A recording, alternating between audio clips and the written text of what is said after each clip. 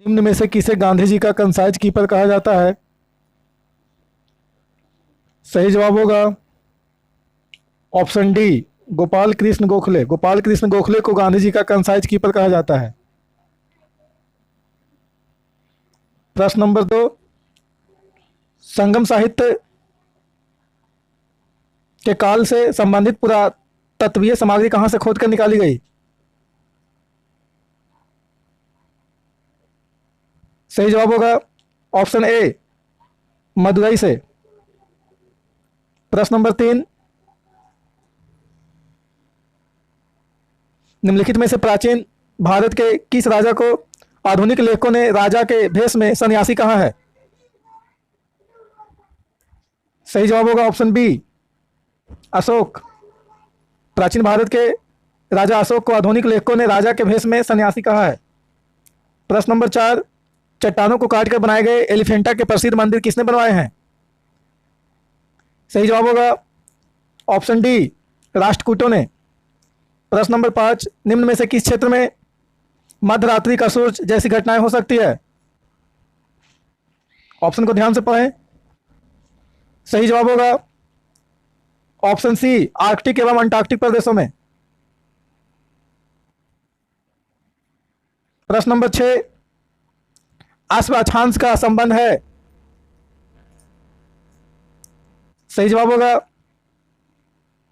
Option C, 30 से 40 degree उत्तरी तथा दक्षिणी अक्षांशों से, यानी 30 डिग्री से 40 डिग्री उत्तरी तथा दक्षिणी अक्षांशों के बीच का क्षेत्र अश्व अक्षांश हाउस लैटिट्यूड कहलाता है।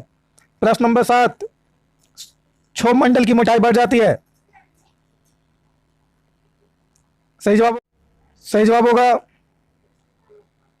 ऑप्शन ए, गर्मी के दिनों में क्षोभ मंडल की मोटाई बढ़ जाती है। प्रश्न नंबर 8, ज्वार भीति क्या है?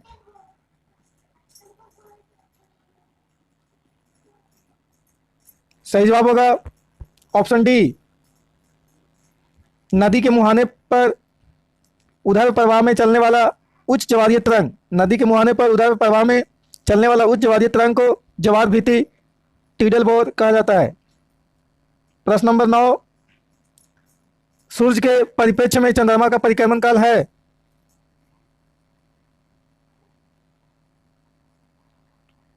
सही जवाब होगा ऑप्शन सी, एक संयुति महीने के बराबर। प्रश्न नंबर 10, 1919 ईस्वी में गांधी जी ने सत्याग्रह सभा का आयोजन निम्न में से किसके विरोध में किया? सही जवाब होगा ऑप्शन बी, रॉलेट एक्ट। 1919 में गांधी जी ने सत्याग्रह सभा का आयोजन रॉलेट एक्ट के विरोध में किया था।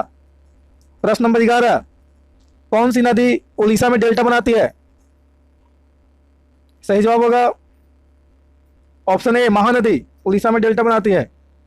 प्रश्न नंबर 12, वायु प्रवाह के बीच में पर्वतों के आ जाने से जो वर्षा होती है उसे क्या कहते हैं? सही जवाब होगा ऑप्शन ए, पर्वतीय वर्षा। प्रश्न नंबर 13, चक्रवात क्या है?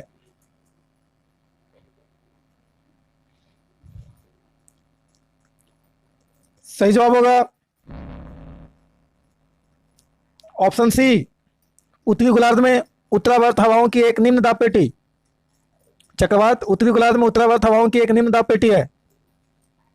प्रश्न नंबर 14, माता टीला बहुउद्देशीय परियोजना किस राज्य में है? सही जवाब होगा ऑप्शन ए, उत्तर प्रदेश। माता टीला बहुउद्देशीय परियोजना उत्तर प्रदेश में बेतवा नदी पर है। प्रश्न नंबर 15,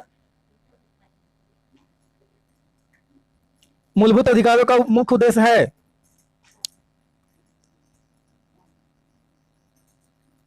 सही जवाब होगा ऑप्शन सी, व्यक्तिगत स्वतंत्रता सुनिश्चित करना। मूलभूत अधिकारों का मुख्य उद्देश्य व्यक्तित्व स्वतंत्रता सुनिश्चित करना है। प्रश्न नंबर 16,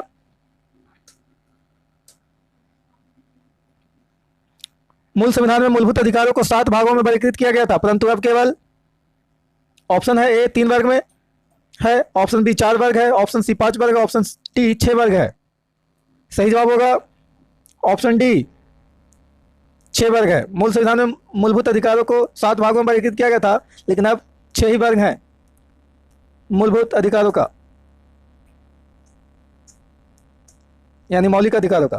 प्रश्न नंबर 17, भारत की नागरिकता के लिए आवेदन करने से पहले व्यक्ति को आवश्यक रूप से न्यूनतम कितनी कालावधि तक यहां निवास करना पड़ता है?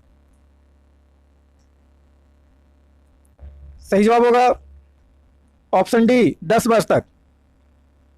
प्रश्न नंबर 18, भारत का संविधान ऑप्शन ए एकल नागरिकता प्रदान करता है, ऑप्शन बी दोहरी नागरिकता प्रदान करता है, ऑप्शन सी नागरिकता से संबंधित कोई प्रावधान नहीं है, ऑप्शन डी बहुल नागरिकता प्रदान करता है। सही जवाब होगा ऑप्शन ए, एकल नागरिकता प्रदान करता है भारत का संविधान। प्रश्न नंबर 19, नए राज्यों के निर्माण अथवा विद्यमान यानी मौजूद राज्यों की सीमाओं को परिवर्तित करने का अधिकार होता है? सही जवाब होगा ऑप्शन बी, संसद को नए राज्यों का निर्माण कर सकता है और मौजूद राज्यों की सीमाओं में परिवर्तन कर सकता है, ये संसद को अधिकार दिया गया है। प्रश्न नंबर 20, निम्नलिखित में से किसे संविधान का भाग नहीं माना जाता है?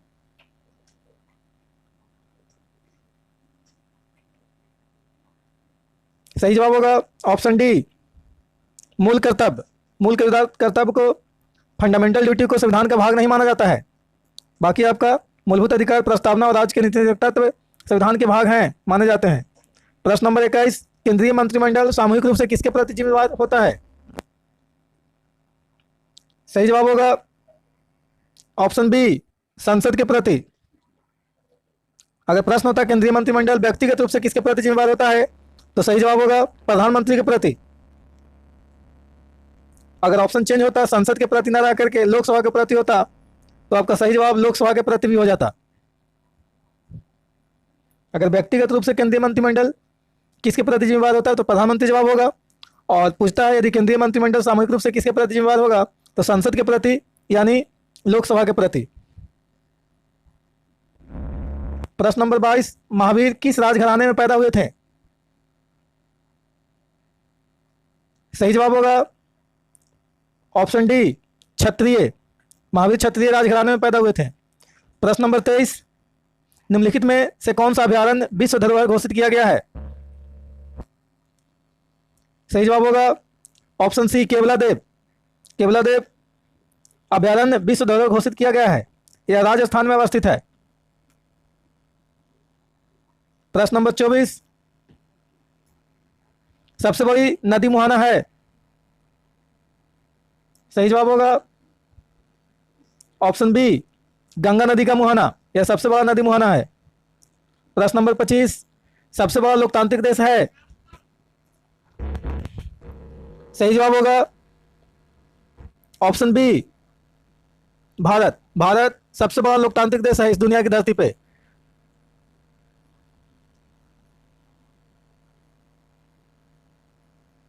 प्रश्न नंबर 26, भारत में गुलाम वंश का संस्थापक कौन था? सही जवाब होगा ऑप्शन ए, कुतुबुद्दीन ऐबक। प्रश्न नंबर 27, ऋग्वैदिक आर्य किस भाषा का प्रयोग करते थे? सही जवाब होगा ऑप्शन ए, संस्कृत। प्रश्न नंबर 28, चंद्रमा पर पहुंचने वाला प्रथम मनुष्य सहित यान कौन था? सही जवाब होगा ऑप्शन सी, अपोलो 11। प्रश्न नंबर 29, धातु के टेबल पर रखा गया गर्म कॉफी का कप किस विधि से ठंडा होगा? सही जवाब होगा ऑप्शन बी, चालन एवं संवहन द्वारा। प्रश्न नंबर 30, 20 किलोग्राम की वस्तु को जमीन से 1 मीटर ऊपर उठाए रखने में किया गया कार्य है? सही जवाब होगा ऑप्शन सी, 200 जूल। किया गया कार्य स्थितिज ऊर्जा के बराबर होगा यहाँ पे, क्योंकि 20 किलोग्राम की वस्तु को जमीन से 1 मीटर ऊपर उठाया जा रहा है, तो जो किया गया कार्य है स्थितिज ऊर्जा के बराबर होगा। इस प्रकार स्थितिज ऊर्जा बराबर फॉर्मूला होता है, स्थितिज ऊर्जा बराबर होगा mgh, जिसमें m का मतलब मास यानी द्रव्यमान 20 किलो आपका दिया हुआ है, गुने g का मतलब ग्रेविटी ये आपका 9.8 होता है, लेकिन लगभग में 10 यहाँ पे ले लिया जाता है।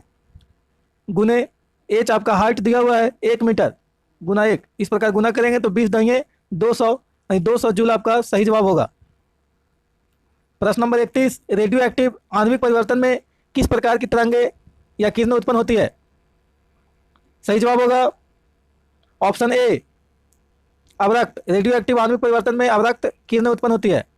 प्रश्न नंबर 32, परमाणु की प्रभावी त्रिज्या होती है? सही जवाब होगा ऑप्शन बी 10⁻−10 मीटर परमाणु का प्रभावी त्रिज्या होता है। प्रश्न नंबर 33, पत्थरों एवं खनिजों में सर्वाधिक मात्रा में पाया जाने वाला तत्व है? सही जवाब होगा ऑप्शन ए सिलिकॉन। प्रश्न नंबर 34, प्राकृतिक रबर बहुलक है? सही जवाब होगा ऑप्शन सी आइसोप्रीन का। प्राकृतिक रबर आइसोप्रीन का बहुलक है। प्रश्न नंबर 35, जानवरों की हड्डियों एवं दांतों में विद्यमान यानी मौजूद मुख्य रासायनिक पदार्थ है? सही जवाब होगा ऑप्शन सी कैल्शियम फॉस्फेट, यानी कैल्शियम और फास्फोरस जानवरों की हड्डियों और दांतों में पाए जाने वाला मुख्य रासायनिक पदार्थ है। प्रश्न नंबर 36, कृत्रिम डिटर्जेंट है? सही जवाब होगा ऑप्शन डी चक्रीय एवं अचक्रीय सल्फोनिक अम्ल के सोडियम लवण का मिश्रण। चक्रीय एवं अचक्रीय सल्फोनिक अम्ल के सोडियम लवण का मिश्रण कृत्रिम डिटर्जेंट है। प्रश्न नंबर 37, निम्नलिखित में से कौन सा जोड़ा गलत है?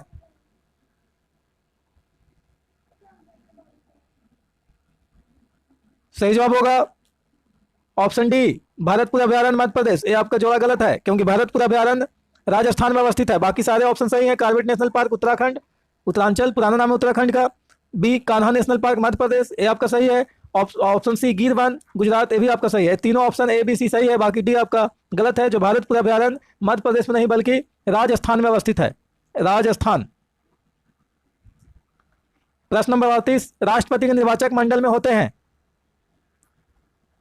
सही जवाब होगा ऑप्शन बी संसद तथा राज्य विधानमंडल के चयनित सदस्य। संसद एवं राज्य विधानमंडल के चयनित सदस्य राष्ट्रपति के निर्वाचक मंडल में होते हैं।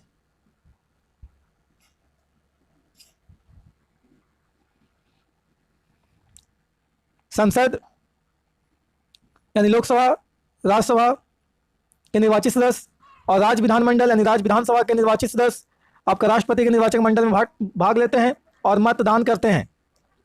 संसद के मनोनीत सदस्य राष्ट्रपति के निर्वाचक मंडल में भाग नहीं लेते हैं। प्रश्न नंबर 39, भारतीय संविधान का अनुच्छेद 19 प्रदान करता है? सही जवाब होगा ऑप्शन ए 6 स्वतंत्रता। भारतीय संविधान का अनुच्छेद 19 6 प्रकार के स्वतंत्रता प्रदान करता है। कमेंट बॉक्स में बताएं कौन कौन से 6 प्रकार के स्वतंत्रता भारतीय संविधान का अनुच्छेद 19 प्रदान करता है। प्रश्न नंबर 40, भौतिक परिवर्तन निम्न में से कौन सा है?